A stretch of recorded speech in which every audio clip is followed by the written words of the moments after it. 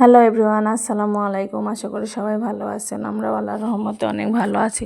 তো আজকে সন্ধ্যা থেকে আমি ব্লগটা শুরু করছি। সন্ধ্যাবেলা এখানে আমি নুডলস রান্নার জন্য 2 প্যাকেট নুডলস নিয়ে নিয়েছি। এখানে 1 প্যাকেট মিস্টার নুডলস আছে আর কিছু কোকোলা নুডলস আছে। তো দুইটা মিলাই আজকে আমি নুডলস রান্না করব। তো সন্ধ্যাবেলা বাচ্চাদের নাস্তার জন্য নুডলসটা প্রায় রান্না করা হয় এবং নুডলস একটা ফাঁকিবাজি নাস্তা, তাড়াতাড়ি হয়ে যায়, বাচ্চারাও পছন্দ করে। তো এখানে আমি মরিচ পেঁয়াজ কুচাই নিয়েছি নুডলসের জন্য। এখানে কড়াইয়ের ভিতরে আমি তেল দিয়ে দিলাম। এখন তেলের ভিতরে একটা ডিম আমি স্ক্র্যাম্বল করে নেব।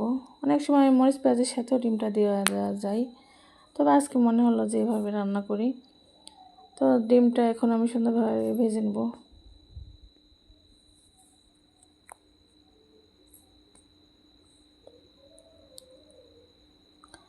ডিমটা আমার অলরেডি ভাজা হয়ে গেছে, এখন আমি বাটিতে করে তুলে নিচ্ছি। ওই তেলের ভিতরে এখন আমি মরিচ পেঁয়াজ সুন্দরভাবে দিয়ে দিলাম। এখন মরিচ পেঁয়াজগুলো লাল লাল করে ভেজে নেব। মরিচ পেঁয়াজ ভাজা হয়ে গেলে ডিমগুলো দিয়ে এখন আমি তার ভিতরে নুডলসগুলো দিয়ে দিচ্ছি। এখন আমি এর ভিতরে মশলার প্যাকেটটা দিয়ে দেবো।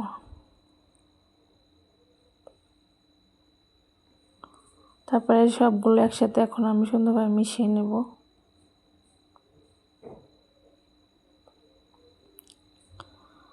সবগুলো মিশানো হয়ে গেলে যে এখন আমার নুডলসটা অলরেডি ডান। এখন আমি বাটিতে করে আমার ছেলের জন্য নুডলসটা তুলে দিচ্ছি।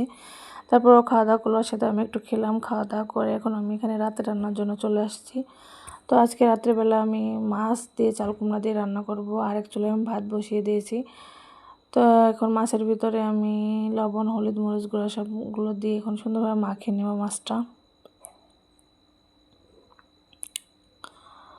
মাছটা মাখিয়ে নেওয়ার পর এখন আমি কড়াইতে তেল গরম হলে এখন মাছগুলো তেলের ভিতরে ছেড়ে দিচ্ছি।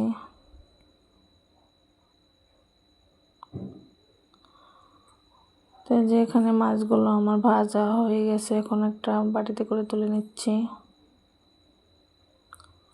এখন এই গরম তেলের ভিতরে আমি পেঁয়াজ কুচিটা দিয়ে দেবো।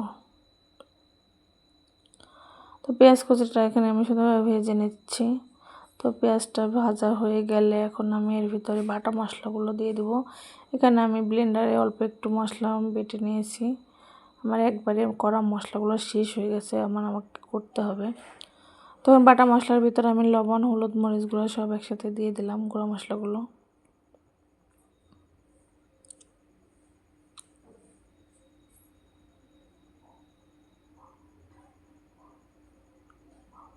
এখন মশলাটা আমি সুন্দরভাবে একসাথে মিশিয়ে নিচ্ছি। তারপরে মশলা কষানো হয়ে গেলে তার ভিতরে আমি ধুয়ে রাখা চাল কুমড়াটা দিয়ে দিলাম। এখন সুন্দরভাবে নেড়ে চেড়ে দিচ্ছি, মশলার সাথে মিশিয়ে নিচ্ছি কুমড়াগুলো। তাই দেখতে পাচ্ছেন আমি এখন এগুলো ঢাকনা দিয়ে ঢেকে দিলাম।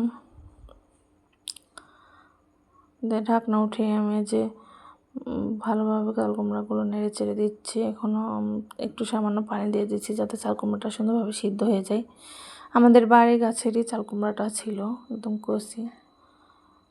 তো বাড়ির গাছের জিনিস আসলে না নিজে তো হাতে তুলে রান্না করতে ভালোই লাগে। তো এই যে এখানে আমি পানিটা দিয়ে দিচ্ছি ঝোলের জন্য।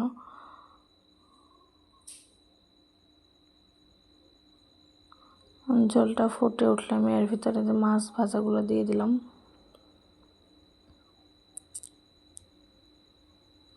তারপরে ঝোলটা যে সুন্দরভাবে ফুটে গেছে, এখন আমি তার ভিতরে যে জিরে গুঁড়োটা দিয়ে দিলাম। তো আজকের রান্নাবান্না এই পর্যন্ত। আল্লাহ হাফেজ।